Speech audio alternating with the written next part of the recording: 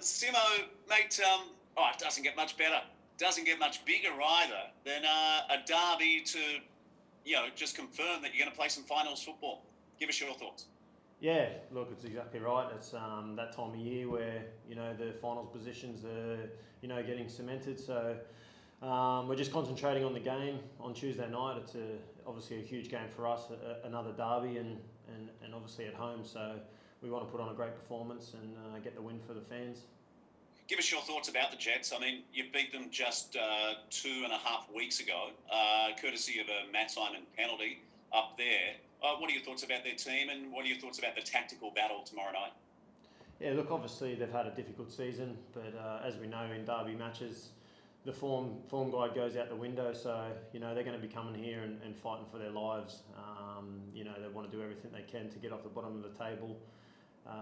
And obviously being the derby, they want to win for their fans. So, we're going to be expecting a tough fought match, exactly like last time was, and boys are really looking forward to it.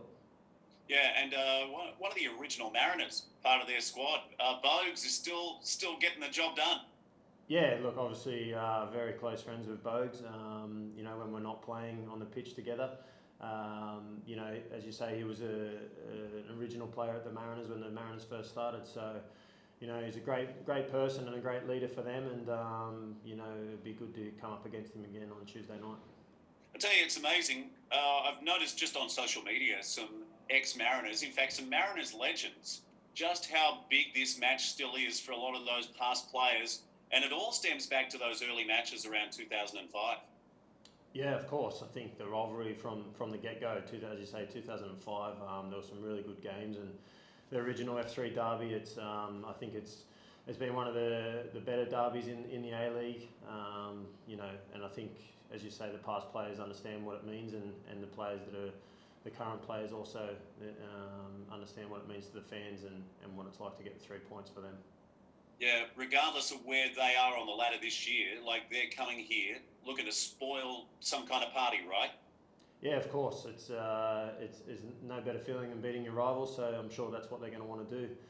As I said, it's a home game for us and a big one, and at the end of the day, we want to win it for the fans, but also for ourselves. And with the last two home games coming up, and this is the first one, so the boys are really looking forward to getting stuck in.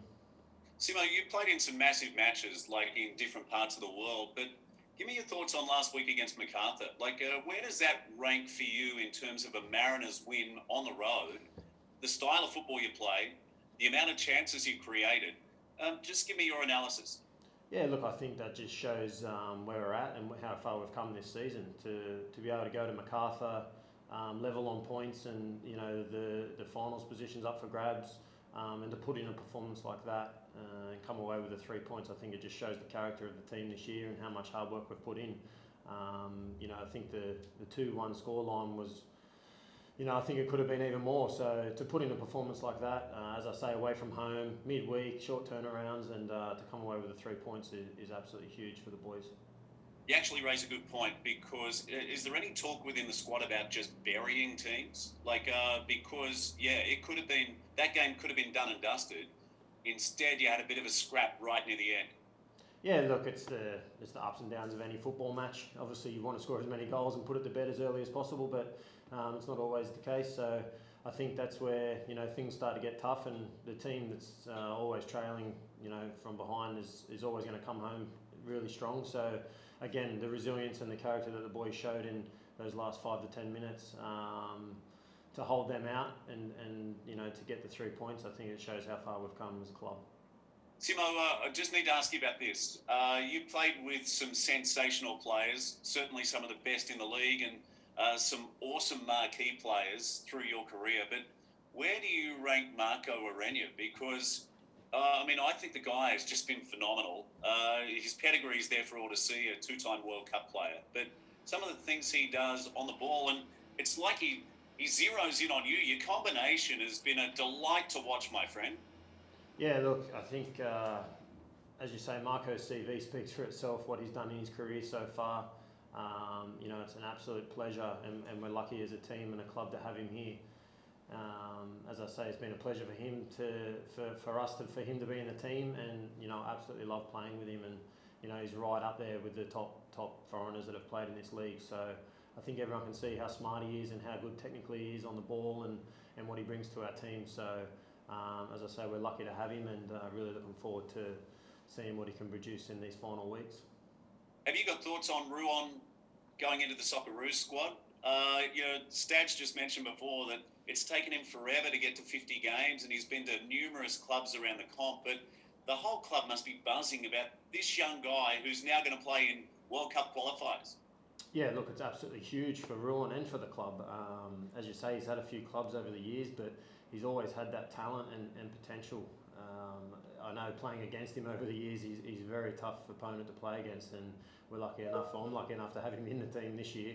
And it's just reward, to get caught up for the Socceroos, the national team is huge for him, and I think he really deserves it after the season that he's had, and I think that he's shown everyone the level that he can play at, and I'm sure that he's going to do that for a lot more years to come. Stadge said last week, now this is my last question, Stadge said about leadership and belief.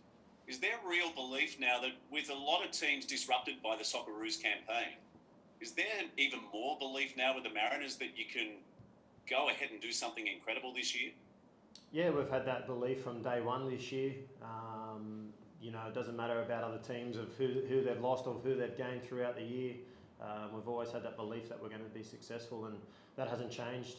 As I say, with teams losing players or us losing Ruan, we still have that belief that we can be successful, and that's our main priority at the moment. One game at a time, and I'm sure good things will come to us.